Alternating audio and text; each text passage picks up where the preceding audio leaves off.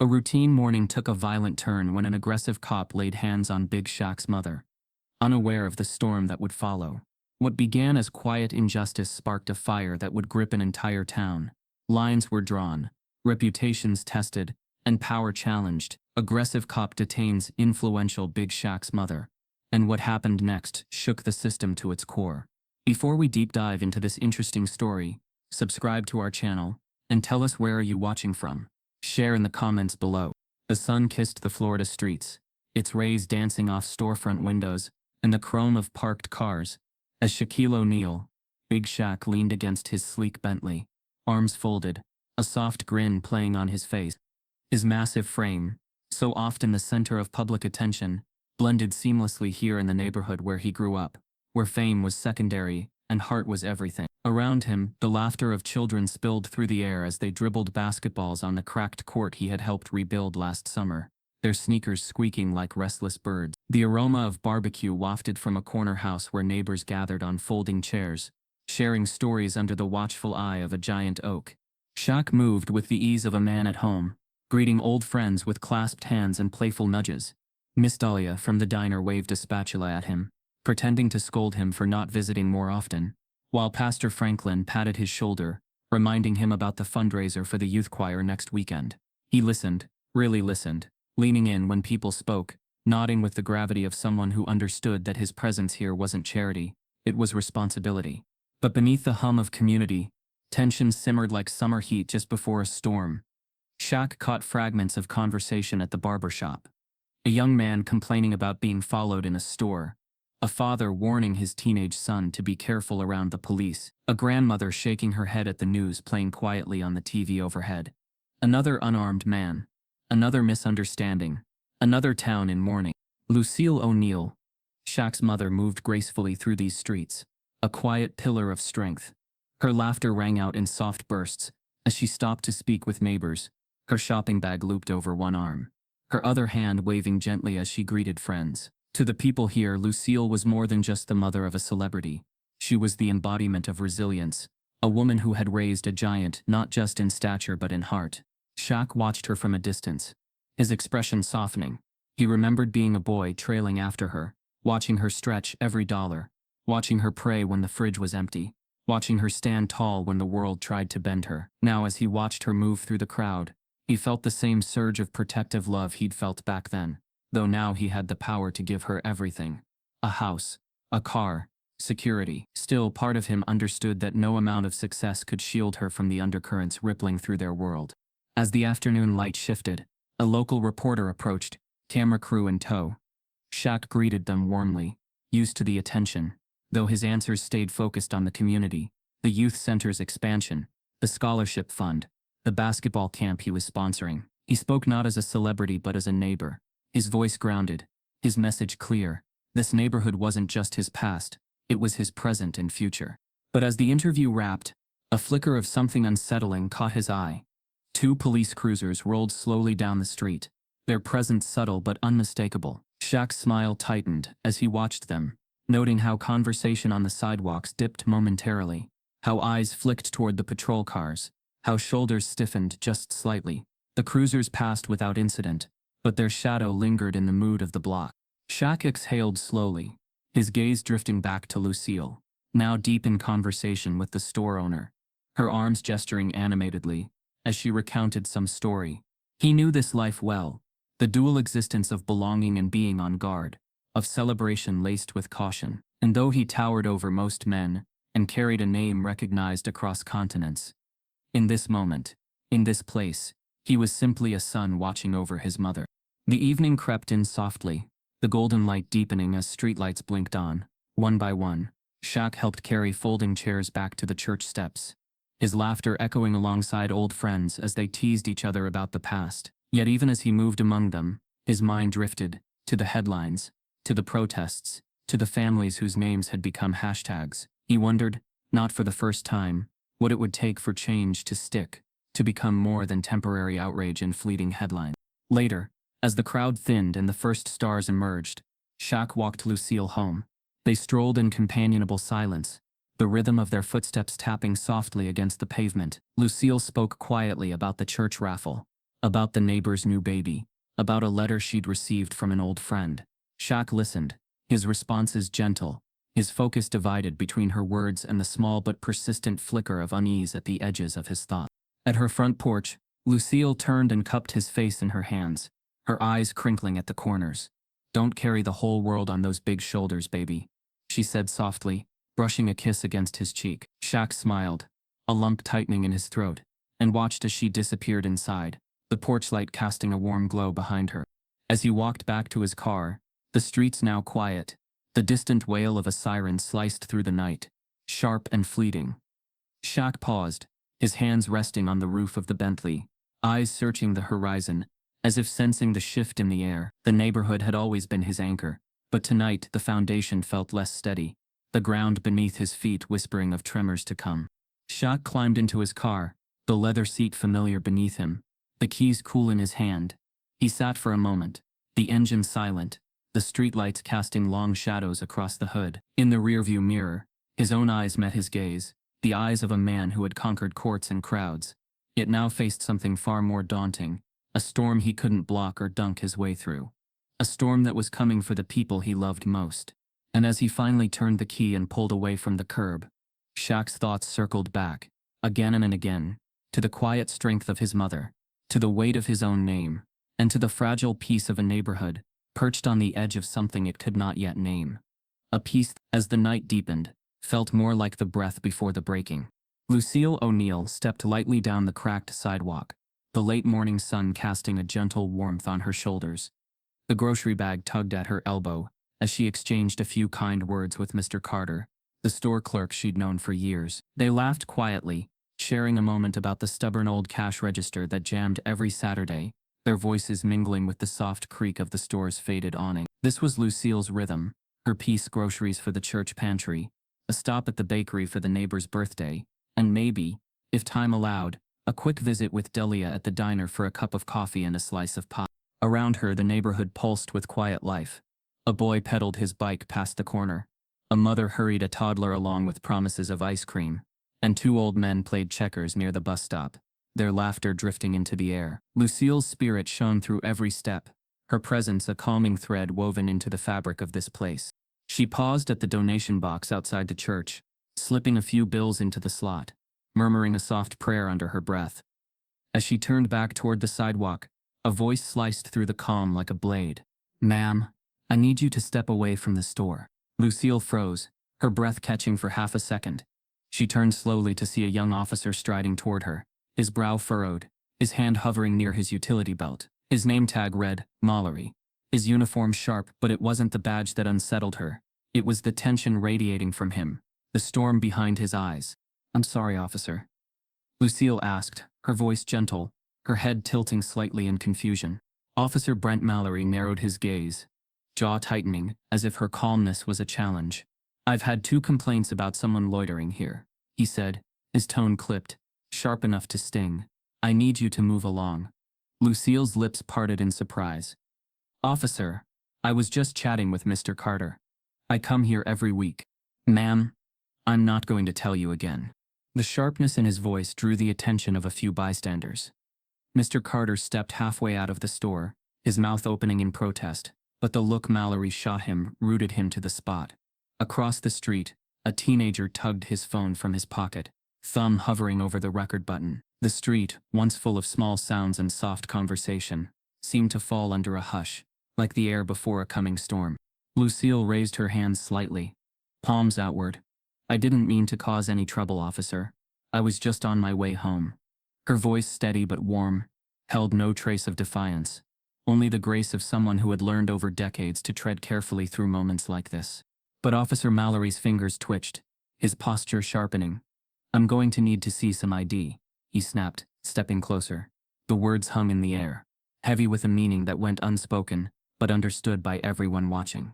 Lucille reached slowly into her purse, her fingers brushing the edge of her wallet. A voice from the sidewalk murmured, "Come on, man. She ain't done nothing." But it was a whisper, not a challenge. The boy with the phone shifted slightly, his screen glowing as the scene unfolded, capturing the small tremor in Lucille's hand as she offered her driver's license. Mallory snatched it quickly, eyes flicking across the card before he spoke again. "You're not from around here, are you?" Lucille's brow furrowed, confusion deepening. "Officer, I've lived here for over 30 years. Mallory's lips pressed into a thin line, his gaze cold, unreadable. The seconds stretched, thick with tension, as Lucille stood quietly, the soft rustle of her grocery bag, the only sound she dared make. Mr. Carter cleared his throat, stepping forward again. "Officer, this is Lucille O'Neal. She's part of this neighborhood. There's no problem here." But Mallory's jaw worked, his eyes flicking between Lucille and the small gathering of bystanders.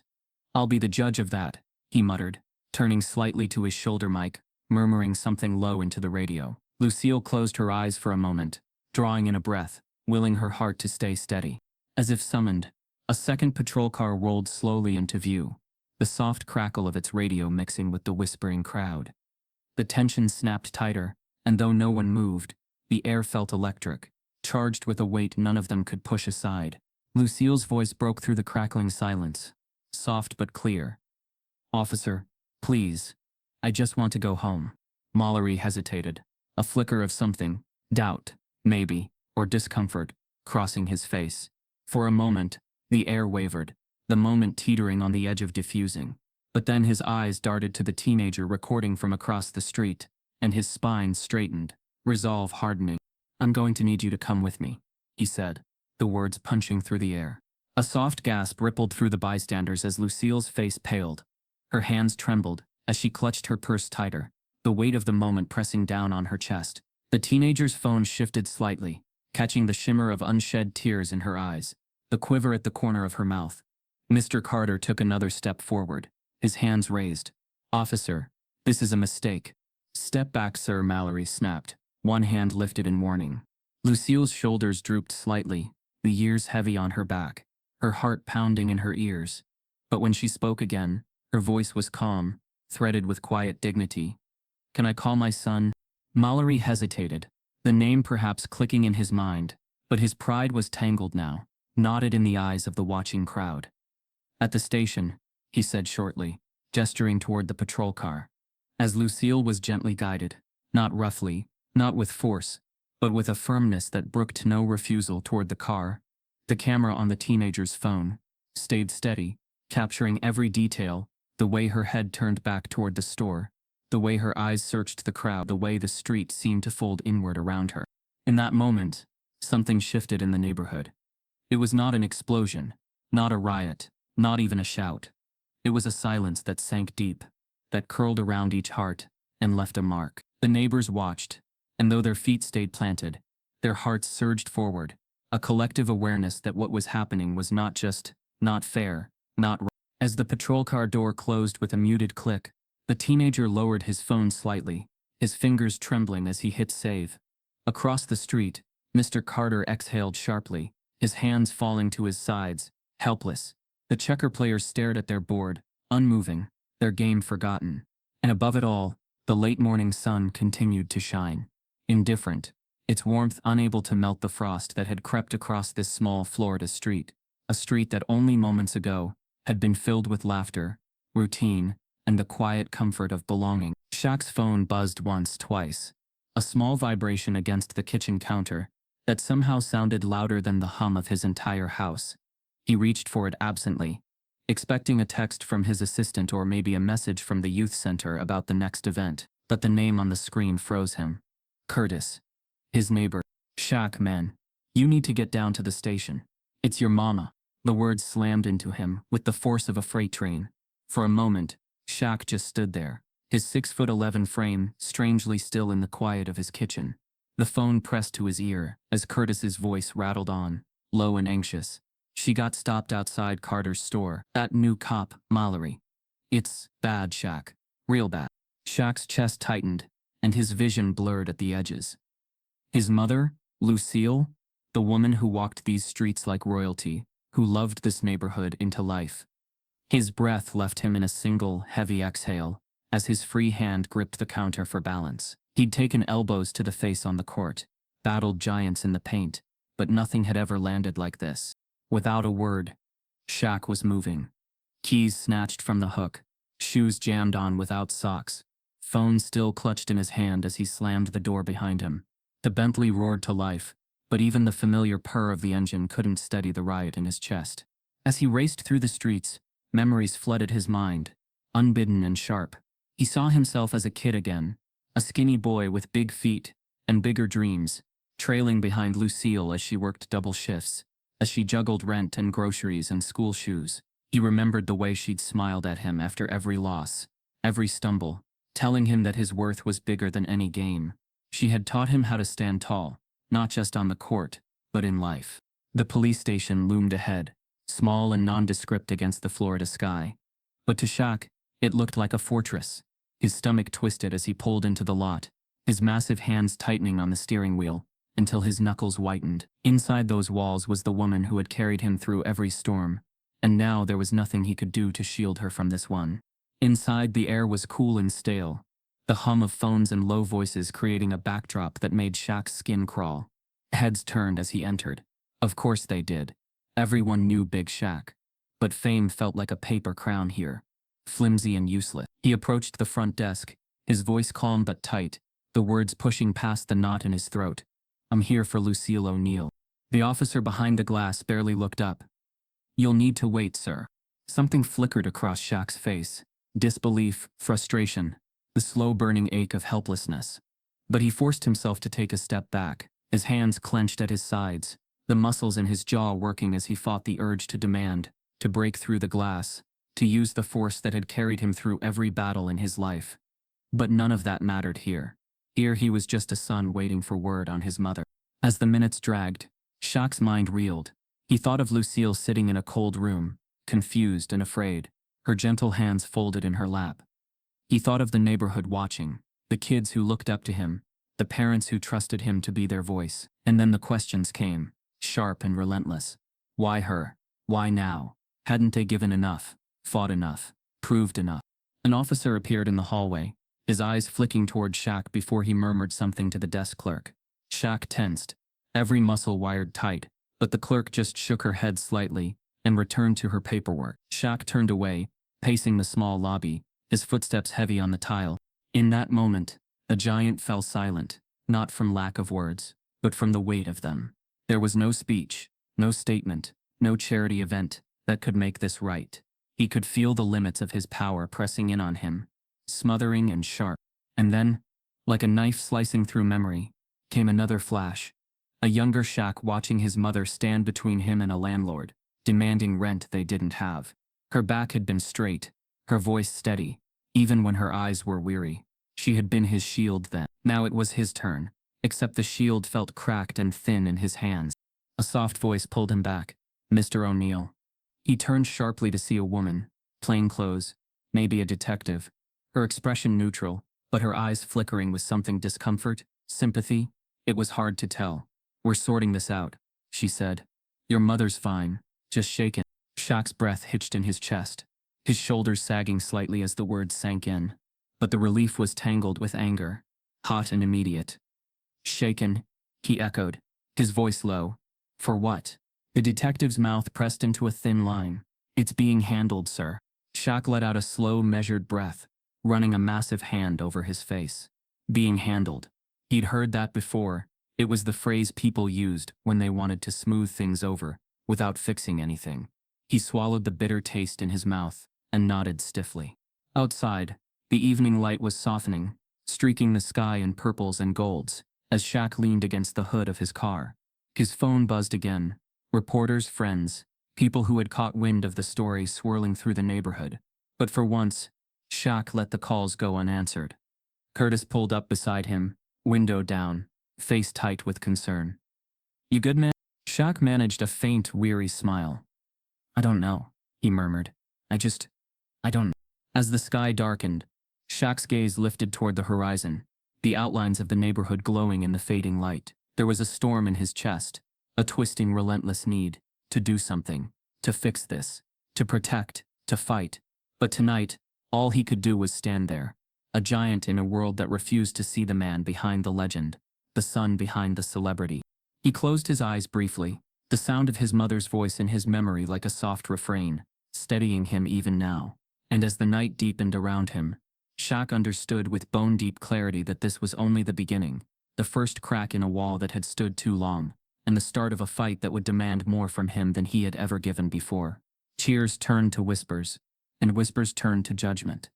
What had once been a town united by pride in its most famous son, now stood cracked down the middle, like a sidewalk split by a creeping vine. By noon the next day, Lucille's detainment wasn't just a neighborhood murmur, it was the headline on local radio, the topic over coffee, the grainy cell phone video bouncing across social media feeds. Shaq's name, once a symbol of joy, had been pulled into a storm no one could ignore.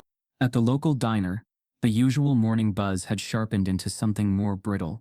Delia, the owner, wiped down the counter with nervous hands, casting glances at a pair of men in the corner booth.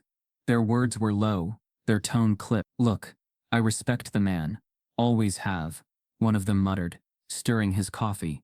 "But no one should be above the law. His mother's no different. Maybe it was just a misunderstanding." The other shook his head, adding with a shrug, "You know how these things get blown up. Bet the cameras'll be here by the weekend." Delia's jaw tightened as she moved to the register, eyes flicking toward the window. Outside, a small crowd was gathering, mostly teens with signs, a few elders from the church.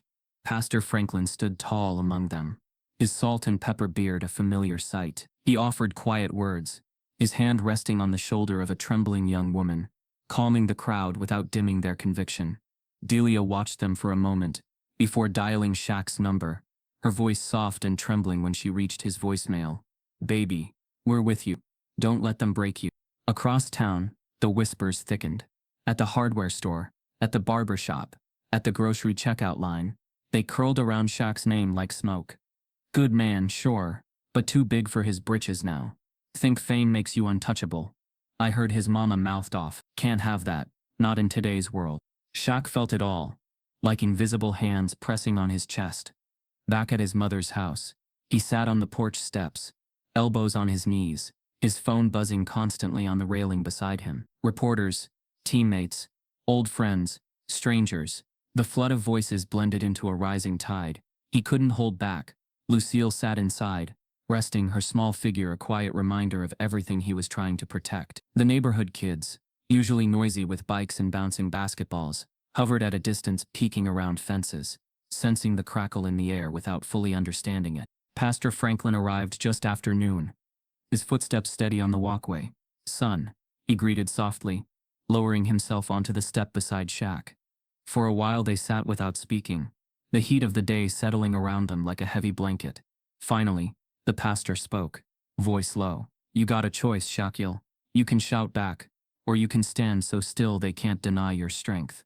Shaq let the words sink in, his fingers laced together, his broad shoulders slightly bowed. He wanted to shout.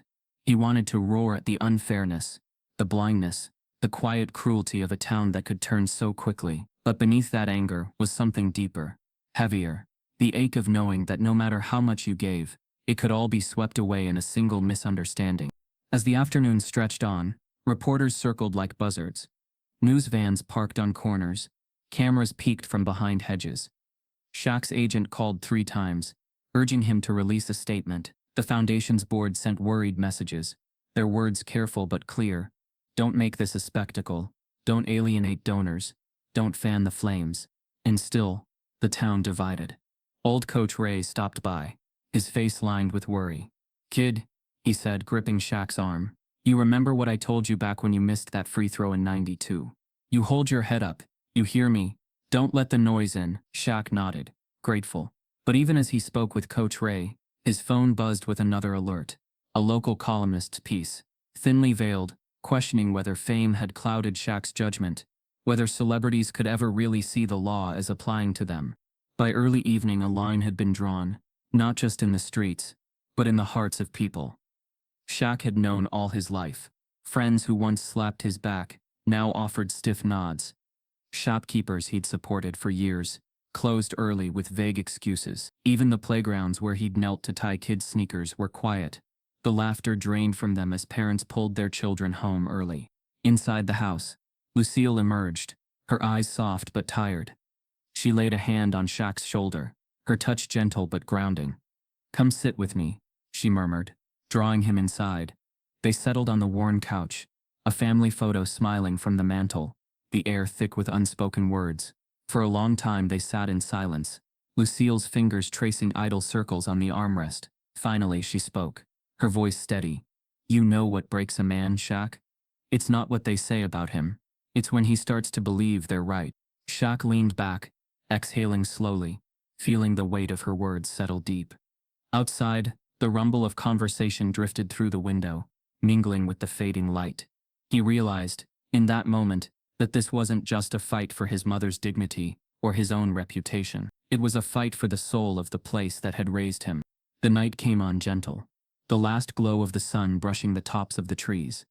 Shaq stood at the window, watching as small clusters of supporters lingered at the end of the block, their signs now drooping with weariness. Across the street, a few figures stood apart, arms crossed, their faces set in quiet disapproval. It wasn't a riot, it wasn't chaos, it was something more insidious, a fracture that ran silent and deep. As he stood there, a plan began to form in the back of Shaq's mind, a flicker of resolve cutting through the exhaustion. He would speak, but not in press releases or angry interviews. He would stand where they could all see him, not as a celebrity demanding attention, but as a neighbor, a son, a man unwilling to shrink. Outside, the town held its breath, caught between its love for the giant and its suspicion of his fallibility. And in the hush of his own home, Shaq felt the slow surge of purpose, not the roaring fire of anger, but the steady burn of conviction.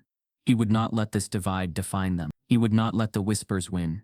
He would rise, and when he did, he would carry his mother's name and the weight of his community with him, step by steady, unshakable step. Beneath Officer Brent Mallory's crisp badge and sharp uniform lay a fracture no one on the outside saw coming.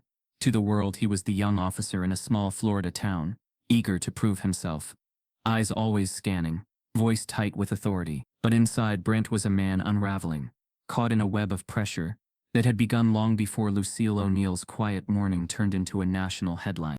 That night, after the arrest, Brent sat in his car in the station parking lot, forehead resting against the steering wheel, the weight of the day settling like wet cement on his chest. His phone buzzed on the passenger seat.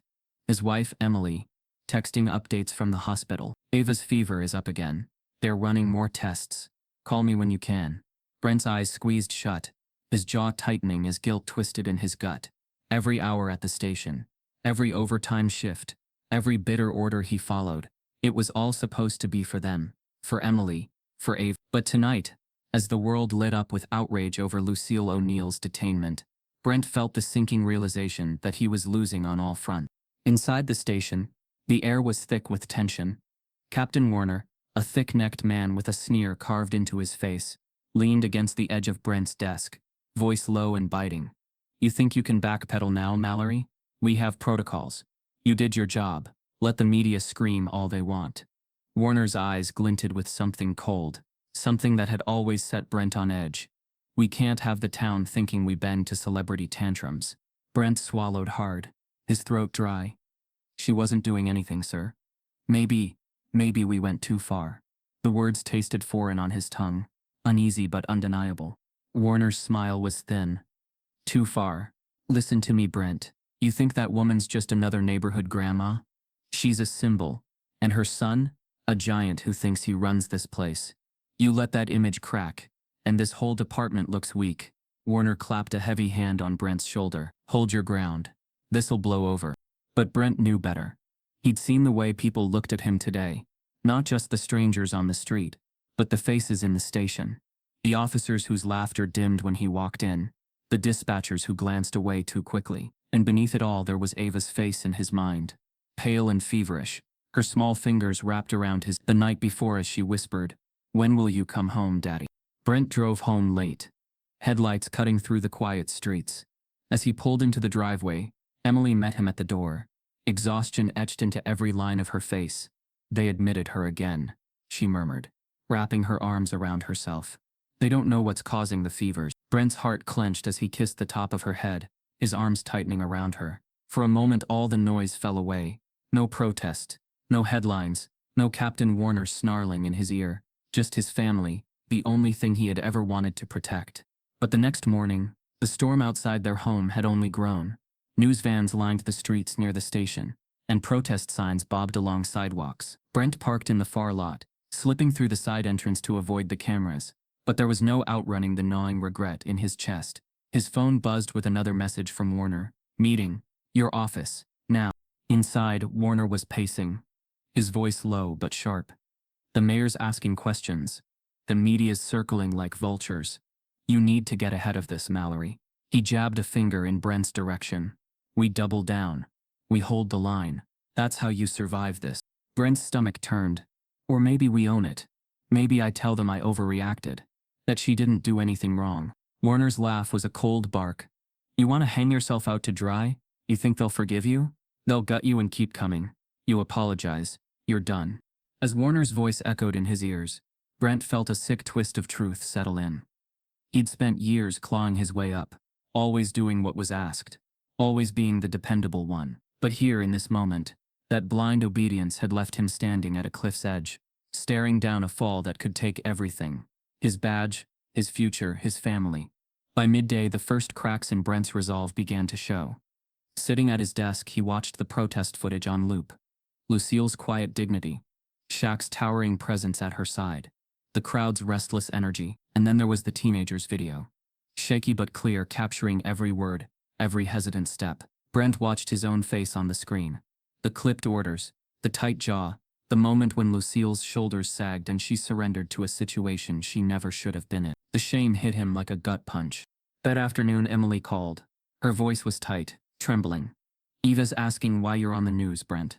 What am I supposed to tell her? Brent closed his eyes, his hand trembling as it raked through his hair. I'll fix this, he whispered. I promise. But promises felt thin against the roar of public outrage. And as the sun dipped below the horizon, painting the town in long shadows, Brent found himself parked outside the O'Neal house, his fingers drumming nervously on the steering wheel. He didn't know what had brought him here. Desperation, guilt, or the faint hope that maybe, just maybe, he could unspool some of the damage he'd done.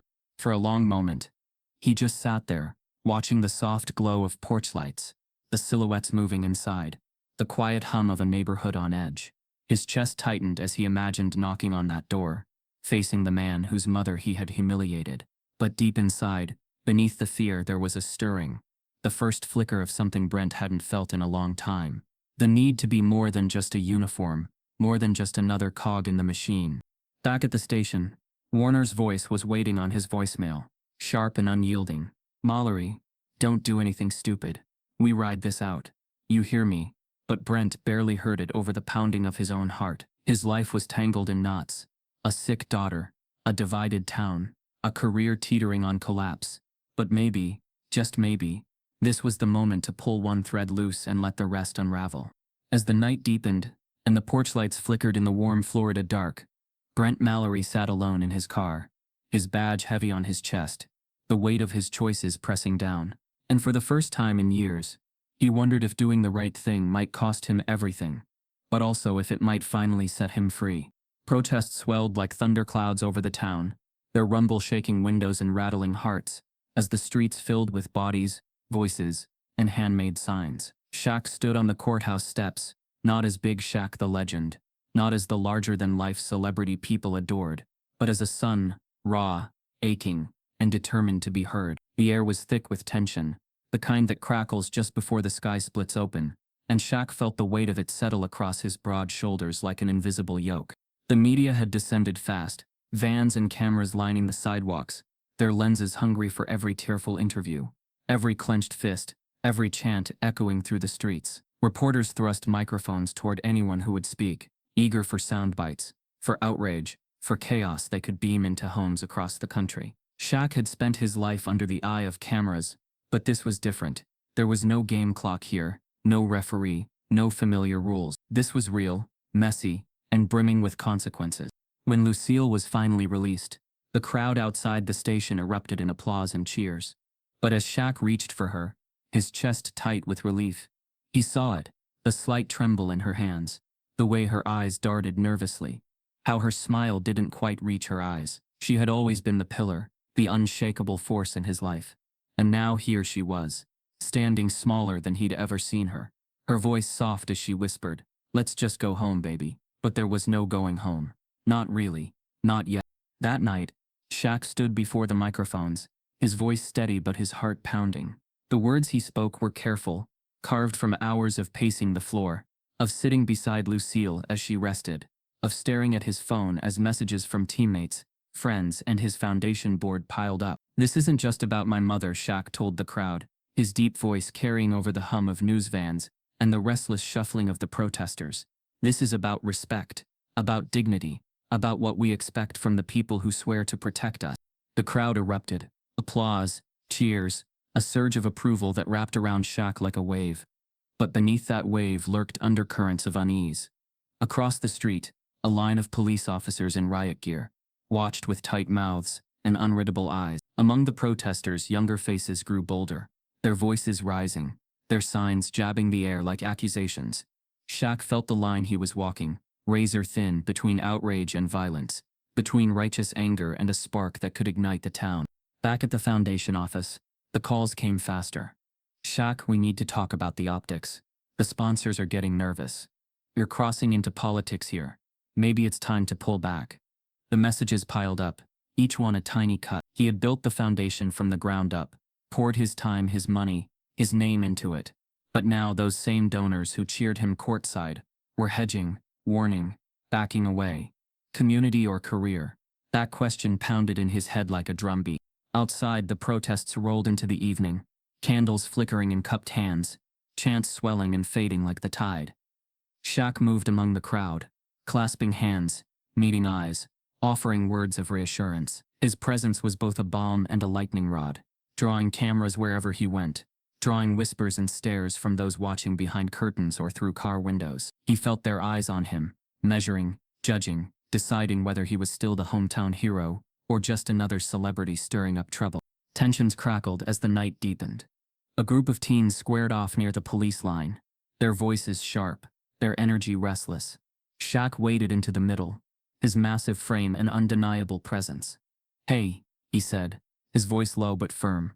"This isn't how we win." The teens hesitated, eyes darting to the cameras, to the crowd, to each other. For a heartbeat, Shaq felt the weight of the moment, felt how easily it could all tip into something none of them could take back.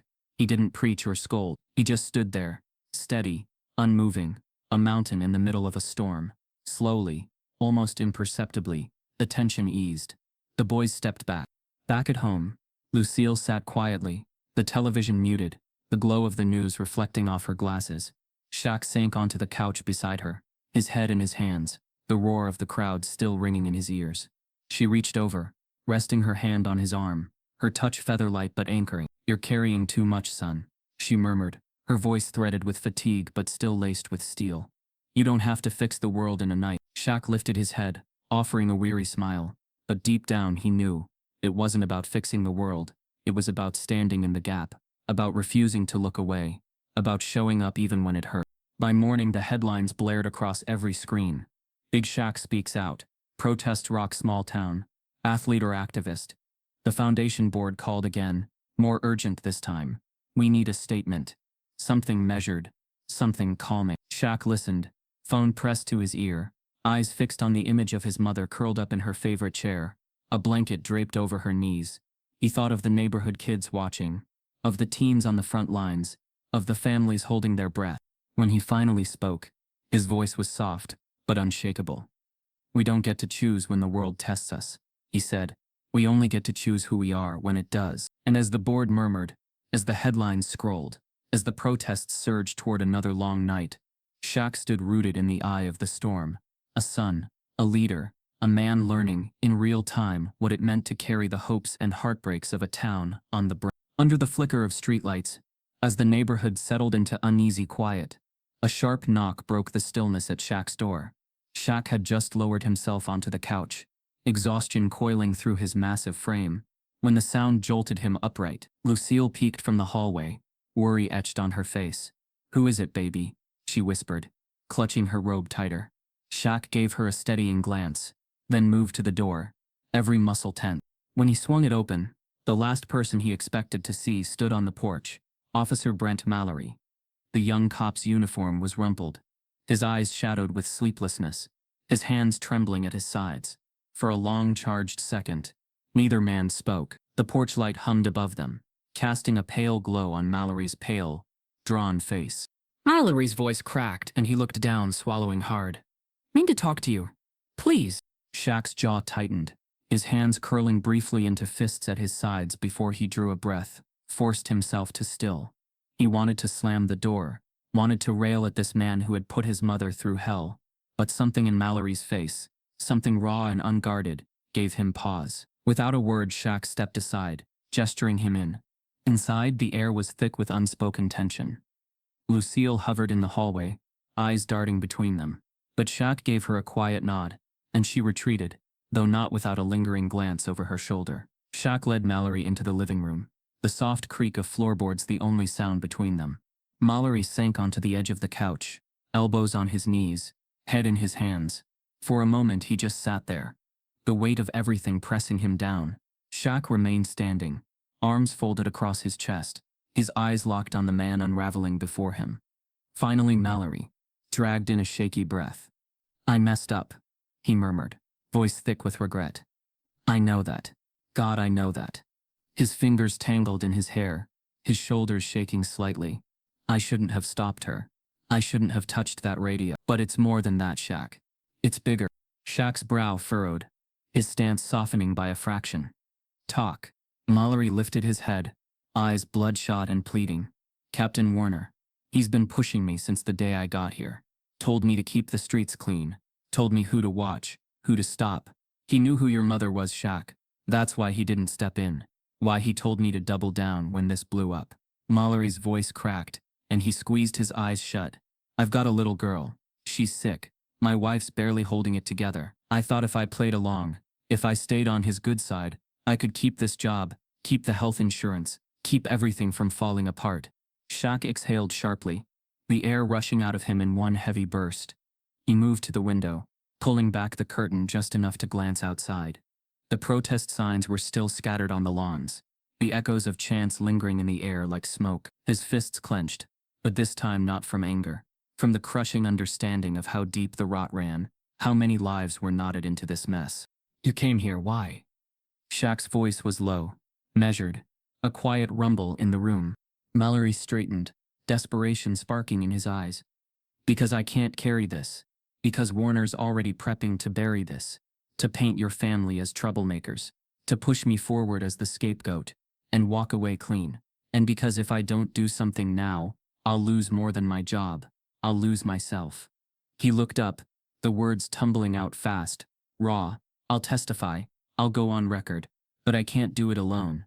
Warner's too smart. Too connected. He'll crush me. Shaq turned, his towering frame casting a long shadow across the room. His gaze bore into Mallory, steady and sharp. And why should I trust you? Mallory swallowed hard. Because I don't have anyone else left to go to. And because I'm done lying to myself about what this badge means, if I don't stand up now. For a moment, the room was silent, but for the soft tick of the old clock on the mantel. Shaq's mind raced. The foundation. The sponsors threatening to pull out. The reporters circling like sharks. The weight of a community split down the middle. And here was the man who had lit the match, offering him the kindling to burn the whole rotten structure down. Lucille's soft footsteps padded into the room. She laid a gentle hand on Shaq's arm, her gaze flicking briefly to Mallory, before settling on her son. Do what's right, baby, she murmured, voice steady despite the tremor in her fingers. Not just what's easy. Shaq drew a long breath, the knot in his chest loosening slightly. He turned back to Mallory, nodding once. You're going to wear a wire, he said quietly. You're going to give Warner all the rope he needs to hang himself. And I'm going to make sure the whole world hears it. Mallory's shoulders sagged, relief and terror mingling in his eyes. Thank you, he whispered, voice breaking. But Shaq lifted a hand, his expression hardening. Don't thank me yet. You want redemption? Earn it. As the night deepened and the quiet streets hummed with tension, the two men sat across from each other, bound not by trust, but by a shared desperation. Outside, the streetlights flickered, the town holding its breath on the cusp of a storm. And in that living room, between the giant and the cop who'd fallen to pieces, a plan began to take shape. A plan that would demand everything they had, and offer no guarantees. Dawn crept over the town in thin streaks of pale gold, casting long shadows across quiet streets that, only a day ago, had been filled with shouting voices and protest signs. Inside Shaq's living room, the tension was thick as steel wire. Mallory sat hunched forward on the edge of the couch, his uniform traded for jeans and a plain gray hoodie, fingers twitching restlessly in his lap. Pastor Franklin stood near the window, his calm presence a quiet anchor in the room, while Shaq paced like a caged lion, each footfall soft but heavy on the old floorboards. The plan had come together overnight, pulled from desperation and the raw will of men, with little left to lose. Mallory had agreed to wear a wire, to walk back into Warner's office, and draw out the rot that had poisoned the department for years. It wasn't just about clearing Lucille's name now. It was about cutting the head off a system that thrived in shadows. As the sun lifted higher, Shaq paused by the window, watching as the neighborhood stirred to life. Mothers ushered sleepy children into cars, shopkeepers unlocked doors, and across the street, a pair of teenagers swept away the last remnants of protest signs. His gaze hardened with quiet resolve. This wasn't a basketball game. There were no fourth-quarter heroics, no buzzer beaters. This was about patience, precision, and trust. Mallory's voice broke the silence. He's going to smell this from a mile away. His words were thin, anxious, as if speaking them aloud made the weight of them real. Shaq turned, meeting his gaze with an intensity that made the younger man flinch. "Then don't let him," Shaq said evenly. "He knows the man you've been. Show him the man you are now." Pastor Franklin stepped forward, resting a hand on Mallory's shoulder, his voice soft but firm. "Courage isn't about not being afraid, son. It's about walking in anyway." Mallory gave a tight nod, exhaling shakily, as he rose to his feet. By noon, Mallory stood outside Warner's office, the small recording device tucked under his collar, his heart hammering so loudly in his chest he wondered if the wire would pick it up. He knocked once, twice, his fingers damp with sweat before pushing the door open. Warner looked up from his desk, a thin smile curling at the edge of his mouth. "Brent, come in." Closed the door. Inside, the air was cool and stale, the blinds half drawn against the afternoon sun. Mallory crossed the room carefully, sinking into the chair across from Warner, his mouth dry, his mind racing. Warner leaned back, lacing his fingers behind his head, watching him with a predator's calm. "Rough few days, huh?" Warner drawled, his voice smooth as glass. "Don't worry, it'll blow over. Just stick to the line you followed. Procedure. The O'Neals are overreacting. Media's making it bigger than it is." Mallory swallowed hard, feeling the tiny wire press against his skin, like a burning brand. I'm not sure I can keep carrying it, sir," he said carefully, forcing his voice to tremble just enough. "There are cameras everywhere. People know my face now." Warner's smile never reached his eyes. He leaned forward, his voice dipping into a quiet, sharp edge. "Let me tell you something, Mallory. This town, it's a machine, and we are the gears. You grind, or you get ground. Don't let your conscience screw that up." In the van parked 2 blocks away, Shaq sat with headphones clamped over his ears, Pastor Franklin beside him, their eyes locked on the tiny audio monitor crackling with every word. Shaq's jaw tightened, his fingers curling around the armrest, as Warner's voice poured through the feed, cold, calculating, unrepentant. Mallory drew a shaky breath, his hands clenched in his lap. What if someone goes public? Warner's laugh was low, dangerous. "Let them. You think anyone cares what they say? We paint them as agitators, troublemakers, thugs. Shaq's a big man, sure, but he's a distraction. His money's his leash. And as for you, well," Warner's eyes glinted, "you've got a family to think about, don't you?" The words sliced through Mallory like a blade. His chest tightened. His mouth went dry. "Leave my family out of this," he whispered, the first genuine edge of anger creeping into his voice. Warner's gaze sharpened. "Then fall in line." In the van, Shaq exhaled sharply, his pulse thudding in his ears. He turned to Pastor Franklin, whose brow was furrowed in silent prayer, his hands pressed together, knuckles white. They had what they needed, but Shaq knew this wasn't over, not by a long shot. Back in the office, Mallory forced himself to his feet, his knees nearly buckling under the weight of adrenaline. "I should go," he murmured, edging toward the door. Warner's voice followed him like a whip. "Brent, you disappoint me, son." Outside, Mallory stumbled into the afternoon light, lungs heaving as if he'd just surfaced from deep water. The wire was still hot against his skin, the echo of Warner's threat rattling in his bones. Across the street, Shaq waited by the van, arms folded, his expression carved from granite. As Mallory approached, their eyes met, and in that brief electric moment, something unspoken passed between them. Back at Shaq's house, the small circle reconvened, tension crackling through the room like static. The recording played once, twice, the damning words filling the space with a heaviness that made Lucille press a trembling hand to her chest. Shaq watched her carefully, his throat tight, his mind already racing ahead. The next moves came fast. Shaq called in favors, reporters he trusted, activists with reach, lawyers with sharp teeth and sharper minds. Pastor Franklin reached out to his congregation, organizing a press conference at the church. Mallory made his quiet preparations, moving his wife and daughter to stay with relatives, his face pale but resolute. But as night fell, a chilling reminder arrived. A brick through Mallory's front window, a note scrawled in sharp, angry letters. Stay quiet. Warner wasn't retreating. He was coiling, waiting, watching. Shaq stood in the driveway, the cool night air brushing against his skin, the weight of it all pressing on his chest. Lucille joined him, her small hand slipping into his. You're doing good, baby, she murmured, her voice soft but sure.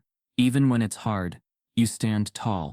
And as the town braced for the storm to break, as the truth hovered just on the edge of daylight, Shaq felt the slow, fierce burn of resolve settle deep in his bones. This was no longer just about headlines or reputations.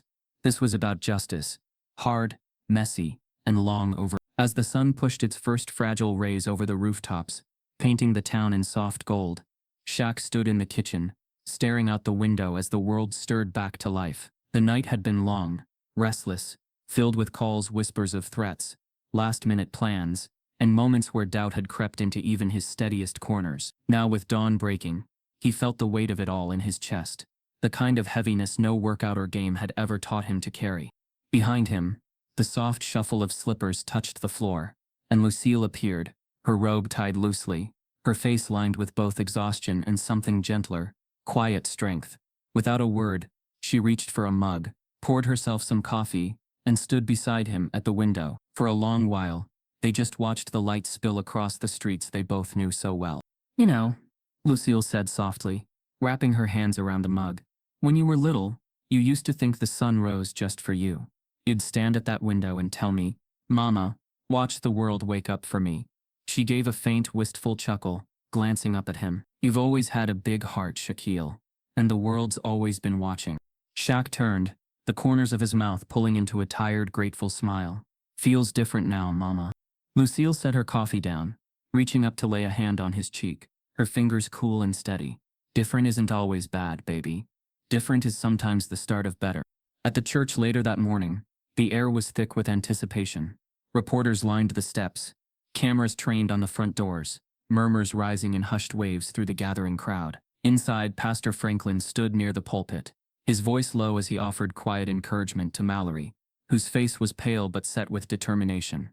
The young officer's wife stood near the front pew, their daughter tucked against her hip, watching her father with wide, uncertain eyes. Shaq entered with Lucille on his arm, his presence drawing every gaze in the room. But this time, he felt no spotlight, no celebrity weight pressing down on him. He was just a son standing with his mother, a neighbor among neighbors, a man who had weathered the storm and now stood in its clearing. Mallory approached the microphone, his hands trembling slightly as he adjusted it. The church fell into a hush so complete it seemed the building itself was holding its breath. I'm here today, Mallory began, his voice cracking before he steadied it. Because I failed. He drew a breath, shoulders squaring. I failed a woman who deserved my respect. I failed a town that trusted me to serve. And I failed the badge I wear. His gaze swept the crowd, stopping briefly on his wife, on Pastor Franklin, and finally on Shaq. But today, I'm here to start making it right. As Mallory laid bare the truth, Warner's manipulation, the systemic rot that had fueled his actions, his own cowardice and regret, a quiet ripple moved through the crowd. Not everyone nodded, not everyone forgave, but they listened. And when he stepped back, shaking slightly as he reached for his wife's hand, it was Lucille who stood, her applause slow but sure, her eyes shining with a grace that softened even the sharpest edges in the room. Outside, the reporters swarmed, the microphones chasing every face, every soundbite. Shaq stepped forward only once, his voice calm, grounded, his words not aimed at the cameras but at the people standing behind them. "This isn't the end of anything," he said, glancing around the circle of neighbors, friends, even strangers who had come to watch. "This is the start. We've got work to do, all of us, and it starts right here." That afternoon, as the town settled into an uneasy but unmistakable shift, Shaq walked the streets alongside Lucille, their steps slow, unhurried, deliberate. Kids peeked from doorways, some waving shyly, some bolting forward to hug his knees. Old friends leaned on porch rails, calling out blessings, advice, or just a simple, "We're proud of you." At the basketball court where it had all begun for him, Shaq paused, watching as a group of boys played under the flickering hoop. One ball bounced loose, rolling toward his feet, and with a grin he scooped it up, spinning it briefly on his fingertip, before passing it back. The boys whooped in delight, their laughter breaking through the heavy quiet that had blanketed the town for days. Lucille squeezed his arm, her eyes crinkling with pride. "See, baby? Still watching the world wake up for you." As they made their way home, the sun dipping low and casting long shadows over the sidewalk, Shaq felt a peace he hadn't known in weeks. Not a victory, not an end, but a steadying calm that came from standing in truth, from weathering the storm without crumbling. There would be more fights ahead, more work to be done, more days where the weight threatened to crush his shoulders. But today, as his mother's hand rested lightly in the crook of his arm, he knew one simple, unshakable truth. They were still standing, and in this town, that was no small triumph. That evening, Lucille settled onto the porch swing, the soft creak of the chains of familiar music, as Shaq lowered himself beside her. The streetlights blinked on one by one, the world turning gold, then lavender, then deep, peaceful blue. For a while they sat in easy silence, the kind only shared between people who had weathered life's fiercest storms together. Shaq tilted his head back, gazing up at the wide-open sky. "Mama," he murmured, a smile tugging at the corners of his mouth. "You ever think we'd end up here?" Lucille's laughter was soft, warm, a balm against the bruised edges of his heart. "Oh, baby," she said, resting her head briefly on his shoulder. "I always knew you'd walk through fire. I just prayed you'd come out shining." As night settled in, and the last of the sunlight slipped away, Shaq and Lucille sat side by side, quiet victors in a world still learning how to heal. And in that small, imperfect, beautiful moment, redemption didn't look like headlines or applause. It looked like a mother and her son, side by side, ready to meet the dawn again. Long after the cameras left, and the protest signs were folded away, the story lingered in the hearts it had touched. The news vans rolled out, the headlines shifted to other cities, other crises, but in the small Florida town where it all began, something had changed. Not a revolution, not a sweeping transformation, but a subtle shift, a hum of possibility under the skin of a place learning to see itself more clearly. Shaq walked those streets often now, not as Big Shaq the icon, but as Shaquille, the son, the neighbor, the man people stopped to shake hands with, to clap on the back, to thank in quiet, earnest tones. Kids still chased basketballs down cracked sidewalks. But now when they called his name, it wasn't for dunks or championships. It was for something deeper, something that made their parents smile and shake their heads with a mixture of pride and surprise. "Shaq! Shaq!" a little boy shouted one afternoon, his voice shrill with excitement as he sprinted up to him, shoelaces trailing, arms pumping wildly. "I saw you on TV. You're like a superhero." The boy grinned, wide and gap-toothed, as Shaq crouched down, a low chuckle rumbling from his chest.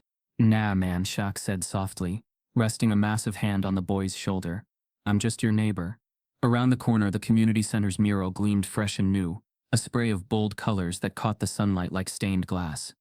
Donations had poured in over the past weeks, not because of pity or guilt, but because people saw something worth investing in. Programs expanded, music classes launched, gardens bloomed in vacant lots where only weeds had grown before. Shaq watched it unfold not from a stage or a boardroom, but from the sidewalk, helping haul paint buckets, high-fiving kids, sweeping up the edges where the work was still rough. Inside the church, Pastor Franklin's sermons carried a quiet electricity now, words that rang in hearts long after the pews emptied. And at the diner, Delia had hung a photo on the wall, Lucille in the center, a soft, triumphant smile on her face, flanked by neighbors and friends. The picture snapped the night after the town gathered to celebrate the small, hard-won victory that had rippled far beyond their zip code. Lucille herself moved through the town with her head held high, her stride steady, her laughter ringing out as she chatted with store clerks, church elders, and young mothers balancing toddlers on their hips. Where once there had been nervous glances and hushed whispers, now there was open warmth, respect that ran deeper than surface politeness. But in the quiet moments, Shaq felt the weight of all that remained unfinished. One night, as the house settled into stillness, he found himself on the porch steps, elbows on his knees, gaze lifted to the bruised purple sky. He felt Lucille's presence behind him. Before she spoke, her voice gentle as she sank down beside him. "You carry it like it's yours alone, baby," she murmured, tucking her arm through his. "But it's not. It never was." Shaq leaned into her warmth, a small smile touching his lips. "Feels like it sometimes." Lucille's fingers brushed his forearm. A grounding touch. "That's because you've got a big heart. Just don't let it get heavy enough to pull you under." The next morning, Shaq stood at the edge of the basketball court, watching the neighborhood come alive. The smell of fresh-cut grass, the distant bark of a dog, the clatter of a screen door, all the quiet rhythms of a town finding its balance again. He took a slow breath, feeling the sun on his face, the breeze tugging at his sleeves, and then he turned toward the camera, toward the small film crew capturing a final piece for a documentary already in the works. His voice, when it came, was steady, reflective, shaped by the weeks of upheaval and grace that had brought him to this moment. "You know," Shaq began, his hands tucked into his pockets, his eyes lifting toward the camera with the weight of lived experience. "People think it's about the big moments, the speeches, the cameras, the marches. But real change? It happens in the quiet, in the choices we make when no one's watching. In how we show up for each other when it's messy, when it's hard." He glanced back at the court, watching a young girl dribble clumsily, her brother coaching her from the sidelines, their laughter tumbling through the air. "We're not perfect here," Shaq continued, his gaze returning to the lens. "Not by a long shot. We've got a long road ahead. But I believe in this place. I believe in the people here. And I believe that if we keep choosing love, keep choosing justice, even when it's uncomfortable, especially when it's uncomfortable, we can build something worth passing on." There was no applause, no dramatic music swelling behind his words, just the sounds of the neighborhood carrying on, the world turning as it always had. And in that quiet, Shaq offered a final soft-spoken truth. "It's not about being a hero. It's about being human. And that's enough." As the crew packed up and the sun slipped westward, Shaq joined Lucille for their evening walk. Side by side, they moved through streets that had held their childhoods, their joys, their heartbreaks. Neighbors waved from porches, kids darted past on bikes, and the world felt for one fragile moment, full of possibility. At the corner, Lucille paused, looping her arm through Shaq's, her smile gentle and knowing. "Told you," she murmured, her eyes crinkling with mischief. "The world's still waking up for you." Shaq laughed quietly, a deep, warm sound that lingered in the air as they turned the corner and walked on, their footsteps steady, their shadows long against the fading light. And long after they disappeared from sight, the echoes remained, not in headlines, not in history books, but in the lives they had touched, in the hearts they had stirred, in the small, stubborn hope that change had come to stay. This isn't just a story about Shaq. It's a mirror reflecting the world we all live in. Let it spark the conversations you've been avoiding, and the change your community is waiting for. Remember, real strength is using your voice when silence feels safer. Carry this story into your own streets. Because justice only lives when we refuse to look away.